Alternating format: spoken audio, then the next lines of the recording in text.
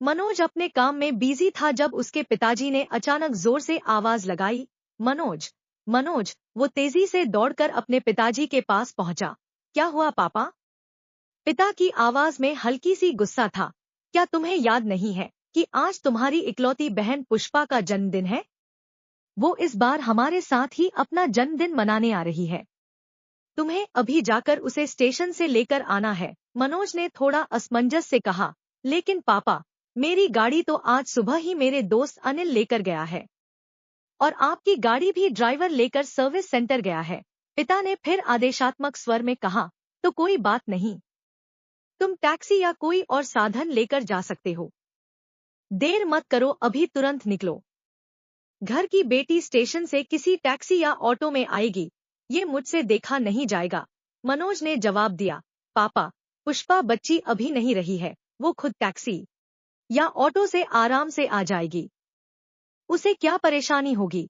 यह सुनकर पिताजी की आंखों में हल्की सी नाराजगी झलक उठी। तुम्हें शर्म नहीं आती ऐसी बात करते हुए? घर में गाड़ियां होते हुए भी घर की बेटी को ऑटो से आना पड़े, ये तुम्हारे लिए ठीक है क्या? पुष्पा ने तुम्हारा कितना ख्याल रखा है और आज तुम ये सब कह रहे हो? मनोज ने अपनी आंखें नीची करते हुए कहा, पापा, वो अब शादीशुदा है, वो अब इस घर की नहीं रही। और हाँ, इस घर पर सिर्फ मेरा हक है, बस। यह सुनते ही पिता का गुस्से से चेहरा लाल हो गया।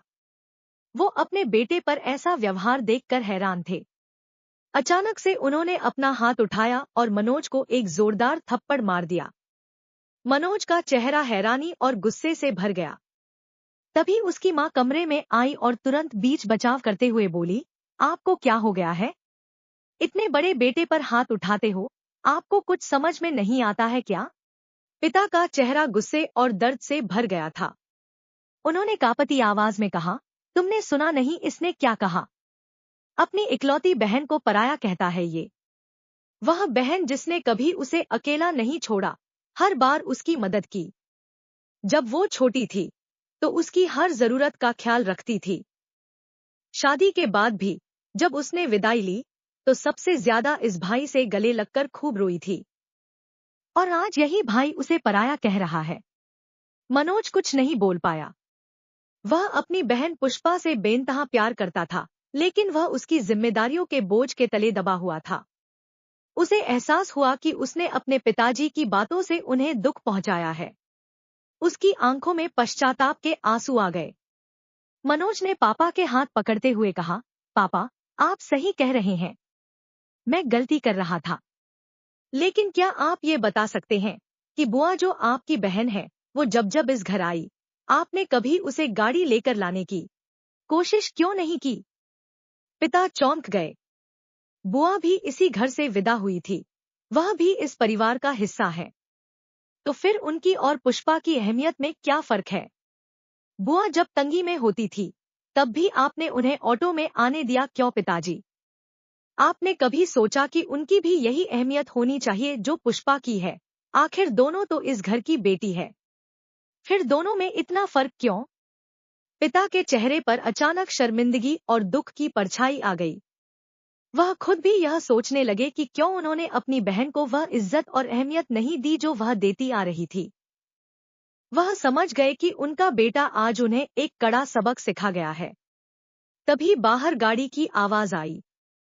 पुष्पा घर पहुंच चुकी थी। वह दौड़ते हुए आई और पापा मम्मी के गले लग गई। उसकी खुशी में कोई कमी नहीं थी, लेकिन जब उसने पापा के आंखों में आंसू देखे तो वह चिंतित हो गई।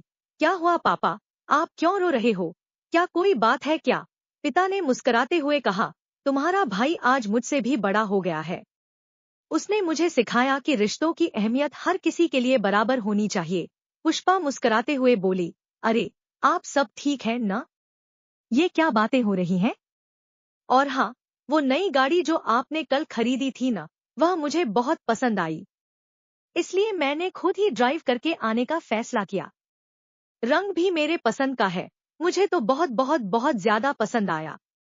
मनोज ने मुस्कुराते हुए कहा, वो गाड़ी तुम्हारी है दीदी, मेरे और पापा की तरफ से तुम्हें जन्मदिन का एक प्यारा सा तोहफा। पुष्पा की आंखें खुशी से चमक उठीं। उसने मनोज को गले लगाते हुए कहा, तुम सच में बहुत प्यारे हो। तभी बुआ भी अंदर आई। उनके चेहरे पर खुशी और गर्व झलक रहा था। भैया, आपने गाड़ी क्यों भेजी? मुझे इतनी खुशी हुई जैसे पापा आज भी जिंदा हो। पिताजी अब अपने आंसू रोक नहीं पाए। उन्होंने मनोज की तरफ देखा और उसे चुप रहने का इशारा किया। बुआ कहती जा रही थी, मैं कितनी भाग्यशाली हूँ कि मुझे आप जैसा भाई मिला। ईश्वर करे हर जन्म में मुझे आप जैसा भाई मिले।